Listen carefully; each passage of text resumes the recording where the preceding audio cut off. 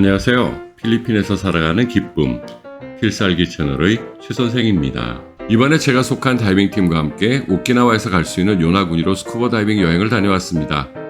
워낙 외진 곳에 있는 작은 섬이다 보니 오키나와에서 비행기를 타야만 했네요. 그래서 오키나와에서 며칠을 보낼 수밖에 없었습니다. 언제나 그렇지만 일본 여행은 여러 가지 고민거리를 주는 것 같습니다. 정서적인 문제도 있지만 대중교통이 너무 비싸고 의사소통도 어렵죠. 그리고 무엇보다 저를 주저하게 하는 것은 음식입니다. 소바와 덴뿌라를 빼면 솔직히 먹고 싶은 음식도 맛있는 음식도 없다 보니 여행 자체가 주는 즐거움이 덜합니다. 물론 제가 일본 여행을 해본 것이 다 합쳐봐야 10회 내외라 그걸로 모든 것을 평가하는 것은 무리입니다만 제 입에는 어쨌든 맛없는 음식을 비싸게 파는 곳인데다가 밤에 딱히 뭐 할 것도 없는 곳이라 자주 찾고 싶은 곳은 아니었죠. 하지만 이번 오키나와 여행에서는 마음에 드는 맛집도 찾을 수 있었고 밤에 시간 보내기 좋은 것들도 발견해서 아주 즐거운 시간을 보낼 수 있었습니다. 오늘은 필리핀을 떠나 일본 오키나와에서 제가 발견하는 것들을 여러분들과 공유하고자 합니다.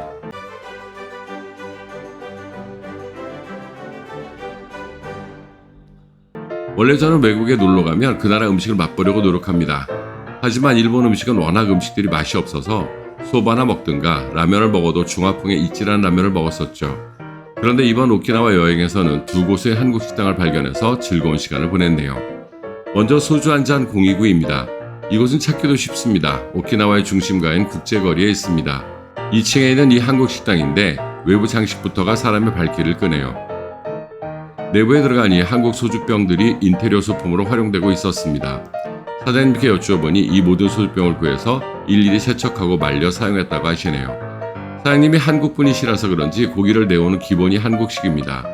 일본 식당에 가면 고기를 너무 얇게 썰어 내온다든가 순 비계덩어리만 내놓는다든가 해서 처음부터 입맛이 떨어지는데 이 집은 고기 자체의 손질법이 한국식이라 마음에 드네요.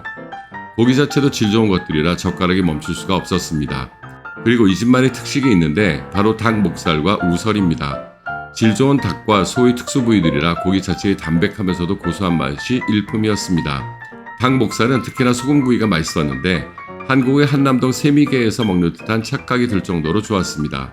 덕분에 술을 너무 마셔서는. 그리고 이 우설도 맛있었습니다.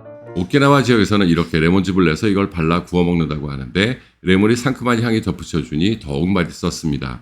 돼지 무듬으로 시작하신 후 닭 목살이나 우설로 마무리하시면 좋을 듯합니다. 너무 고기만 드셔서 부담스러우신 분들은 순두부 드세요. 이 집 순두부찌개도 일품입니다. 고기의 기름짐을 한 번에 잡아주면서 소주잔을 계속 올리게 만들어줍니다. 그 다음 발견한 집은 인생주장입니다.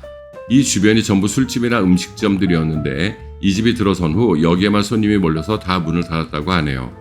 이것도 주인분은 한국분이셨는데 이 말을 들으니 뭔가 가슴이 웅장해지는 느낌입니다. 외관이 일단 화려합니다. 오키나와 지역 젊은 일본인들에게 인스타 맛집으로 소문이 났다고 하던데 그 이유를 외관에서부터 확인할 수 있었네요. 외벽을 살펴보니 내가 오늘 4시에 온다고 하면 나는 3시부터 행복해질 거야 라는 글귀가 눈에 들어오네요. 사장님의 센스가 멋지십니다. 제 기억으로 이 글귀는 어린 왕자에 나오는 내용입니다. 제 기억이 맞다면 여우가 어린 왕자에게 자기를 길들여 달라고 하면서 내가 4시에 온다고 하면 나는 3시부터 행복해지기 시작할 거야 라고 한 대목을 활용한 것 같네요. 뭔가 들어서기 전부터 길들여지고 싶은 곳입니다. 내부는 적절한 프라이버시 보장을 위한 칸마이가 쳐져 있고 천정은 벚꽃으로 가득 차 있습니다. 이 아기자기함은 외관과는 또 다른 이 집의 매력일 수 있을 듯 하네요. 원래 이 집은 한국식 전만 파는 집이었다고 합니다. 그런데 손님들이 다른 음식들도 만들어 달라는 요구를 계속해서는 오늘날에 이런 메뉴판이 되었다고 하네요. 언뜻 둘러봐도 다양한 국적의 사람들로 가득 차 있습니다. 오키나와를 방문한 다양한 나라의 사람들이 이 집을 찾아들고 있는 것입니다. 우리도 자리를 잡고 음식을 시켜봅니다. 모둠전도 시키고 김치전이나 부추전도 주문했습니다. 일단 저는 모두 합격이네요. 신선한 재료를 좋은 기름에 잘 부친 맛이 났습니다. 돼지기름으로 만든 라드에 부쳤다면 더욱 맛있었겠지만 이 정도도 이미 훌륭한 수준입니다. 아마 일본에서 라드 구하기가 쉽지는 않았겠죠. 전이 맛있으니 술이 절로 들어갑니다.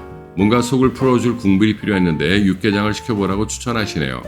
이 육개장 시원하고 맛있었습니다. 적당히 칼칼한 맛도 났고요. 식사로도 훌륭하지만 이렇게 전 요리로 술안주를 삼을 때 속을 달래거나 입가심도 해주는 장점이 있습니다. 일단 이 맛없는 음식 천지인 나라에서 이렇게 훌륭한 음식점 2군데를 알게 된 것은 큰 행운이었습니다. 하지만 이것으로만 만족하기는 어렵죠. 아직도 오키나와의 밤은 깁니다. 우리는 우연히 센베로라는 것을 알게 되었습니다. 오키나와 현지인들이 술을 즐기는 한 방식이라고 하는데 천엔에 안주 한두 개와 술 3잔을 주는 일종의 프로모라고 합니다. 국제거리 시장 뒤편으로 쭉 들어가시면 거의 모든 식당들이 이 방식으로 운영되고 있습니다.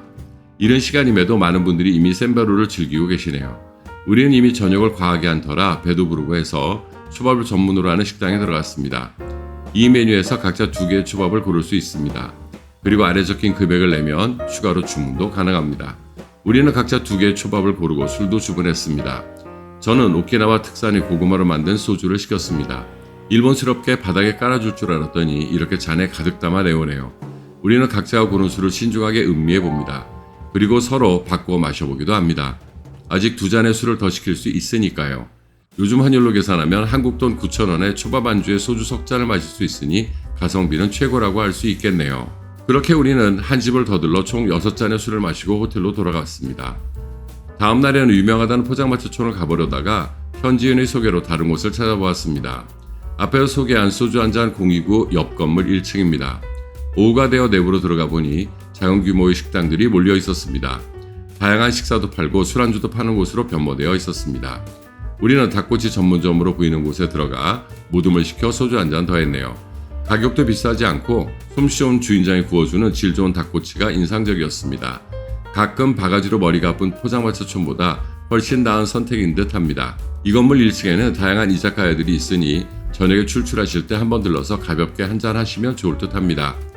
이렇게 우리 팀은 다이빙을 왔는지 먹방을 왔는지 모를 시간들을 오키나와의 나하에서 보냈네요. 다음 영상에서는 요나구니의 바다와 식당을 소개해드리도록 하겠습니다. 최현생이었습니다.